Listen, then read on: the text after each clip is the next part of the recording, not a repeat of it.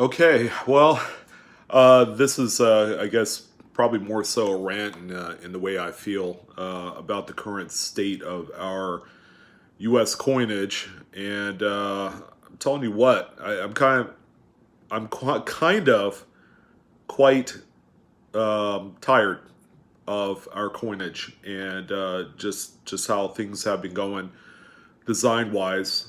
I mean, I'll be absolutely honest. That I think right now our circulating coinage sucks. It's bad. It's I look at everything that's been going on, and I've probably felt this way for a little while. It used to be that I thought that the West Point circulating quarter idea was fantastic, but I really think that that was something to cover up an otherwise poor series, another long 10-year series in the national park quarters. It's unfortunate. Some people do like it, but I think there are quite a bit of people that don't like it. And me personally, I just got plain straight up tired of the long series. And then we had the end of that series this year with the Tuskegee Airmen, and then we had kind of like the one shot little breath of fresh air with the Washington crossing the Delaware. But even that design, I see that it's been met with such a weird mixed reaction from it looks lifeless, it's too crowded, and all that other great shit about the coin. I think it looks good. Um, but I think the U.S. Mint had created that coin as simply as a transition point from one long series, 10-year series, and I'm like, damn, am I gonna make it to the end of this series? Um, to another one, which is going to be an abbreviated, I guess, 4-year new quarter series that features notable American women and take nothing away from the subject matter. I think it's going to be a great idea. But unfortunately, I'm just sick and tired of the continuous series, so on and so forth. Um, I'm ready to have a static design back, one that'll live on for 25, 30 years, or however long the U.S. deems it necessary. Now, that's the quarter. If we looked at the other denominations, they all freaking speak for themselves. Where do I start, right? How about we start from the highest denomination and work our way down? The dollar coins, they're they're crap. I'll be honest with you. The Native American, the presidential dollar series that ended a few years ago, it's all just a gelatinous crap fest in a handbasket, and that's exactly what it is. I've never been more non-incentivized to want to collect any of them. Not since ever. I think I hated the dollar series when it became the size of a quarter. So Susan B. Anthony, even then I was like 2 years old when that first came out. The half dollar, I don't know.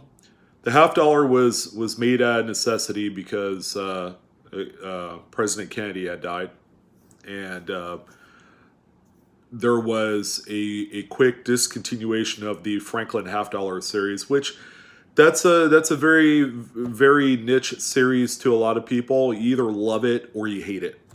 I think there hasn't been a really good, decent half dollar since the Walking Liberty. The Candy half dollar, I'm not crazy about. As a matter of fact, I don't like it. I think the design is incredibly dated. It looks like it came from the 60s and 70s, and that's where it should have stayed. Um, Nobody uses the 50-cent piece anymore.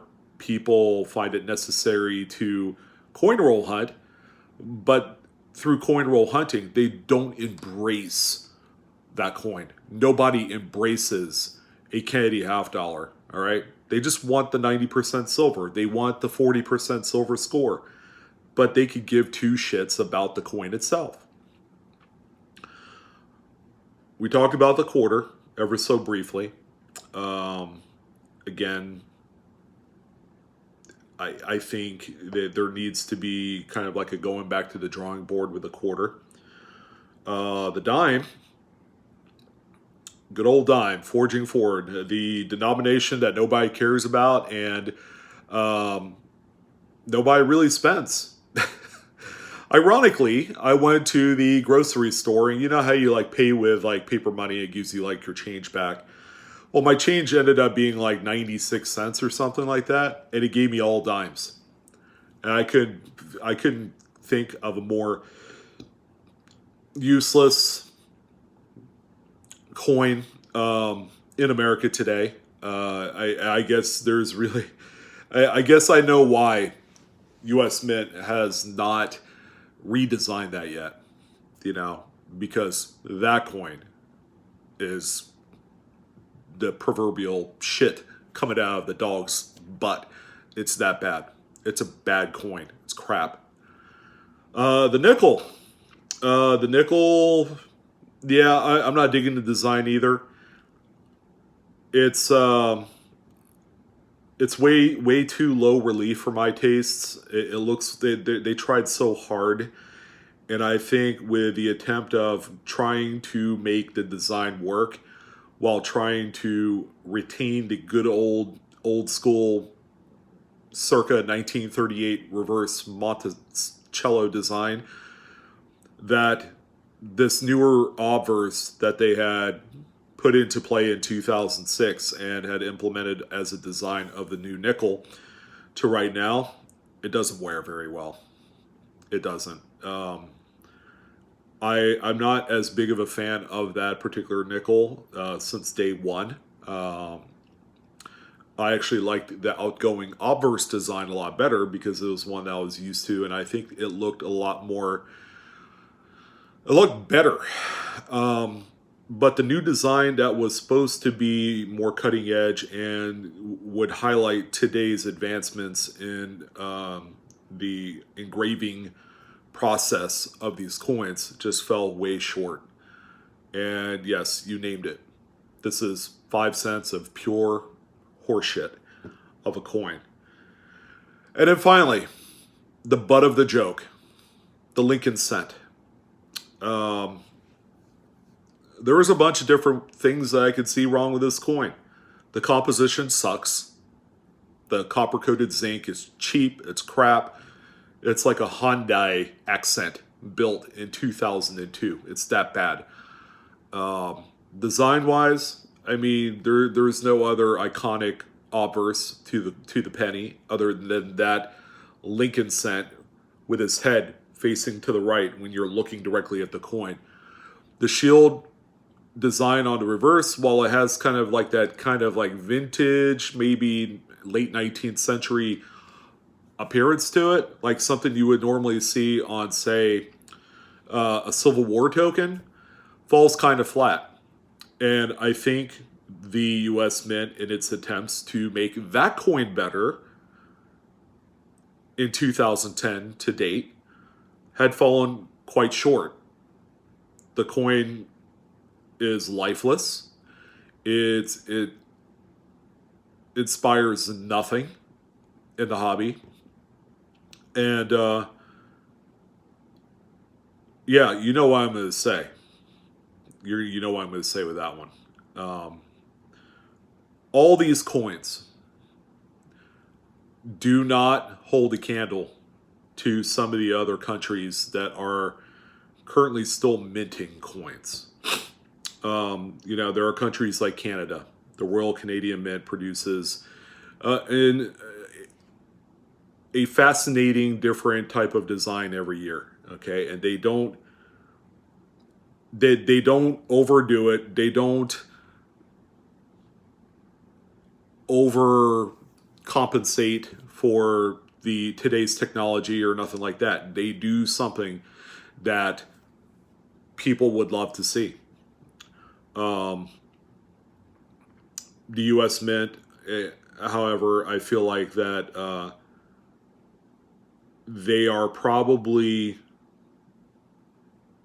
putting less effort into the change of our coins. And while the powers that be that goes out and they have to cobble together this idea, put it on paper or whatever, iPad, and you have all these guys on this committee and they have to submit it in front of, Congress or whoever it is to get an approval on it. They're just kind of cobbling together just basic, just empty ideas where it's minimum effort because, there was probably some sort of talk behind the scenes of this being possibly, kind of like the end of coinage as we speak in this world of the digital age. And it's unfortunate that could possibly be the case in my lifetime. I hope it's not, but you just don't see it any other way. The idea that things are going to change and that we could say, hey, let's adopt Lady Liberty back on the obverse of these coins will probably never happen. As much as I'd like to think that we can see some sort of likeness of Lady Liberty on every single coin from the penny to the dollar, just seems like too much work for something that may not exist in 15, 20 years. Heck, we have people heading out to the stratosphere already in their custom-built rocket ships and airplanes and all that. Cryptocurrency, which you cannot touch, feel, and smell, is all of a sudden becoming a highly investable but yet speculative to a fault type of asset. If you could call it that, again, you can't touch it. It's not even a piece of paper that you could touch, like a stock certificate or a bond or something like that. So, yeah, times are changing. This is a rant. I'm just kind of showing my disdain with modern U.S. coins. I know a lot of people like to hear about the trends of modern coins, and that's all fine. That's not going to stop. My heart has always been to the classics, always will be. That's how I got started over 25 years ago, is learning about braided hair large cents, learning about the seeded series of coins from half dimes all the way up to dollars. And that's where I think a lot of the collectability is going to continue on, even long after coinage decides to kind of cease to exist in society. I don't know. But I'm not going to fall in love with any newer designs. And that's that. So, yeah. Just something to think about. And thanks for listening in. I'll see you guys.